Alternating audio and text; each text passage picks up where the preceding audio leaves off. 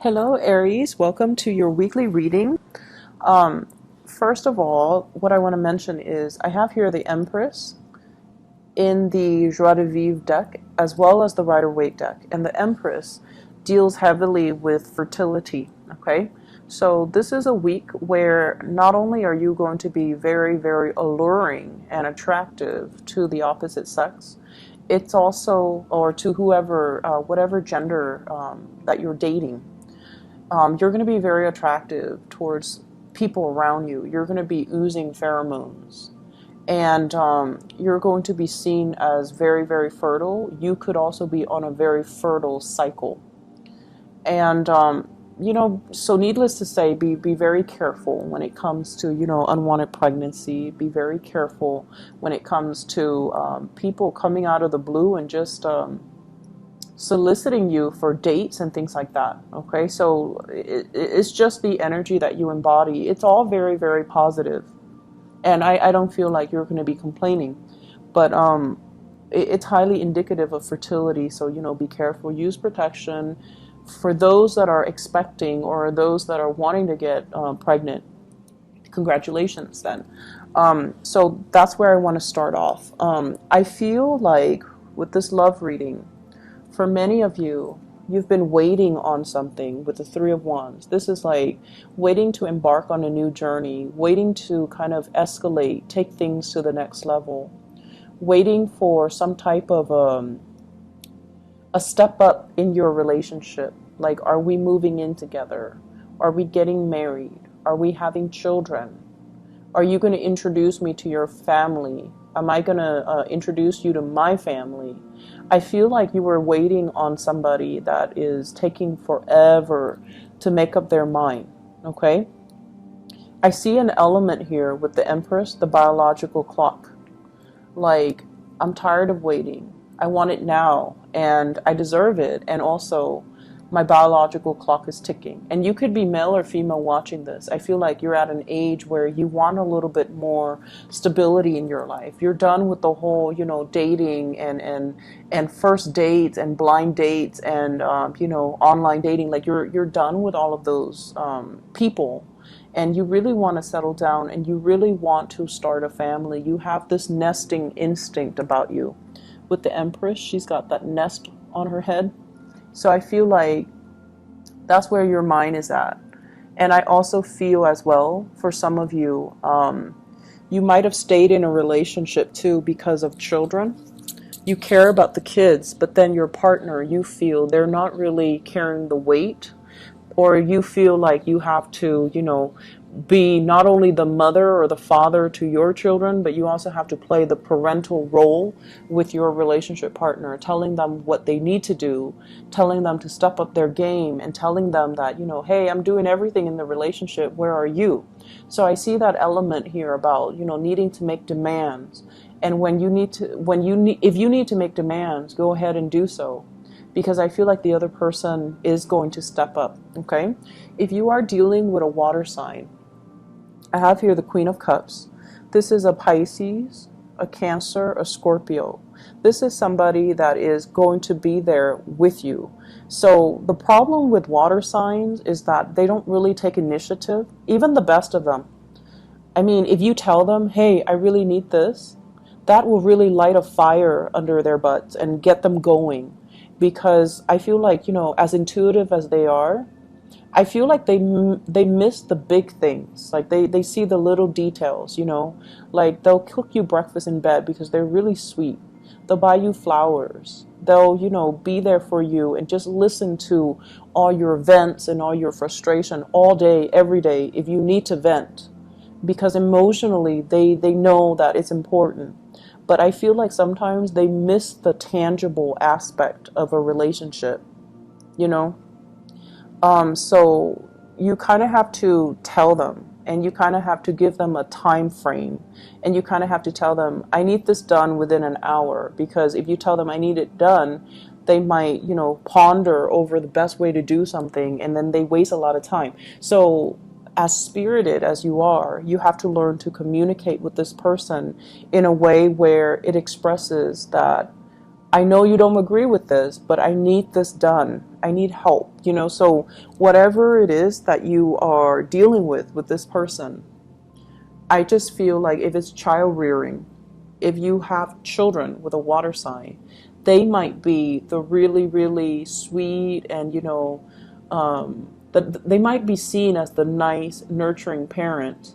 And you might be seen as the person, like the disciplinarian. And you feel like that's not fair, so then you have to get them on board with you so that the two of you have an understanding or an agreement about how to raise the kids. So if you were dealing with a water sign, I feel like things need to be spelled out. Okay, this is someone who's very loving, very nurturing as well, but they don't really take initiative the way that you do. And so dealing with them can be a little bit exasperating. Okay. For others of you, there has been a lot of waiting and the other person is not really making a move. And if that is the case, you're going to be moving on. Okay, so if you're dealing with an earth sign, Taurus, Virgo, Capricorn, and I especially see like Taurian, Capricorn vibe as well. If they're just sitting there, not really making a move, not really moving in your direction, you're kind of like waving them goodbye. And you're just like, I'm starting a new phase in my life. If you're not able to kind of step up your game, I'm just going to be out of here. And I feel like for those of you who are dating casually, you might be drifting away from this earth sign and going to somebody a little bit more solid, or somebody who is a little bit, I feel, older and a lot more experience, a lot more willing to like waste time and a lot more decisive. So this is the week where you are definitely making major decisions in your love relationships, coming into this sense of abundance. You're beautiful, you're highly sought after, you are the life of the party, you really stand out, and you stand out from amongst the crowd, and you have a gazillion options to choose from. So if somebody is very wishy-washy with their intentions and with their love, it could be the water sign or even the earth sign, you're really not going to entertain and you're not going to waste time because you feel like, time is precious, I've got a gazillion things to do. So if I set a date with you and I spend and invest the time in you and you're not really making a move, I'm not going to waste any more time. So this is like taking ownership of your time and making decisions as well to kind of go with the people that actually give you like concrete ideas as to what they want or what they want from the relationship, rather than waiting and wasting your time on people that are not coming back, or wasting time on people that are not really making a move towards you. I feel like you like an earth sign. But they're very perplexed by you. They might be a little bit threatened. They might feel intimidated, or they might feel like you're a little bit careless, or you're moving too fast, or you have a lot of suitors, and that might be why they're not making a move. So if that is the case, then you kind of need to reach out and tell them how you feel. And then if they're still not budging, then goodbye. But I feel like it's like this. They see you with all your plans and all your ideas, and you're constantly on the go. You're probably very metropolitan. I see, and it's weird, but I feel like some of you are, like a big city type of a person, and the other person is like a small town type of a person. And so they don't really understand your lifestyle. You might not understand their lifestyle either. And you feel that this lifestyle is not for you, whereas you want something a little bit more dynamic, robust, a little bit more cosmopolitan. And they don't understand it. So I feel like there are ideological differences. It doesn't mean that it's not going to work, but I feel like you have trouble understanding them, and they vice versa have trouble understanding you.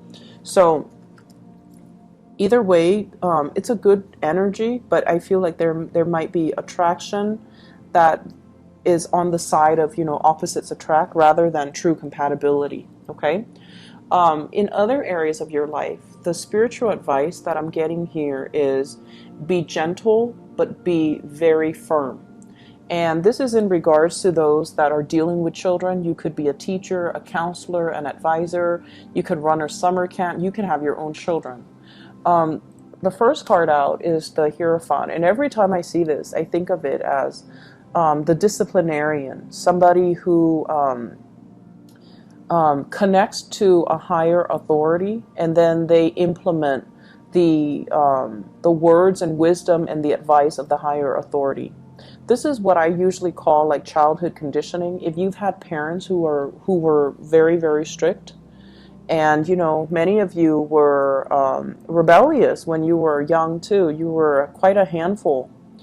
And I feel like, when you bring this energy into your current environment where you're dealing with children, you tend to be like this too, like very, very strict, very unforgiving. But this is a week where it's telling you, you can actually get a lot more done if you were, or get them to see things your way, or to get them to kind of listen to you if you behave like this rather than behaving like the Hierophant. So this is someone who is very nurturing, very loving, has a lot of abundance. And, this is somebody that is very fertile. Your energy needs to be kind of like this, where you open up, where you don't speak from that space of like,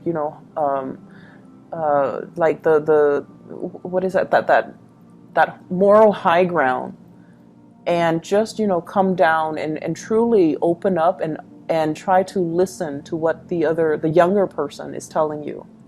So I feel like some kids, for those who are parents, you've got kids that are charmer. They don't want to get in trouble.